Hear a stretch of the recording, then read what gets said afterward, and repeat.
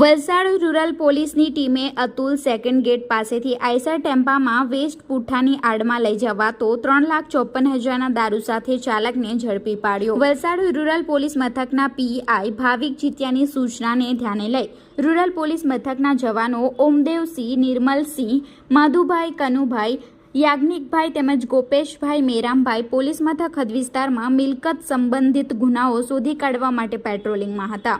જે દરમિયાન તેઓને બાતમી મળી હતી કે વાપીથી વલસાડ થઈ સુરત તરફ એક આઈસર ટેમ્પો નંબર UP32RN 5714માં ચાલક મોટા પ્રમાણમાં દારૂ ભરી સુરત તરફ જવાનો છે।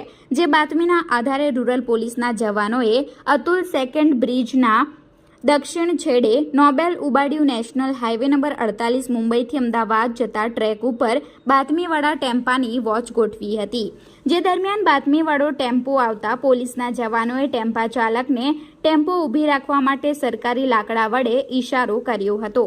ટેમ્પા ચાલકે ટેમ્પાને સાઈડે લઈ ઊભી રાખી પોલીસના જવાનોએ તાડપત્રી બાંધેલ આઈસર ટેમ્પામાં ચેક કરતા સૌપ્રથમ તો વેસ્ટ પુઠ્ઠા મળી આવ્યા હતા, પરંતુ ચોક્કસ બાતમી હોય જે બાતમીના આધારે ચેક કરતા અંદરથી મોટા પ્રમાણમાં વિદેશી દારૂનો જથ્થો મળી આવ્યો હતો। જો કે નેશનલ હાઈવે પર દારૂ ગણવો હિતાવહ ન હોય, જેથી ટેમ્પાને રૂરલ પોલીસ મથકે લાવી પંચોની હાજરીમાં દારૂની ગણતરી કરવામાં આવતા કુલ 5,724 નંગ વિદેશી દારૂની બોટલો મળી આવી હતી।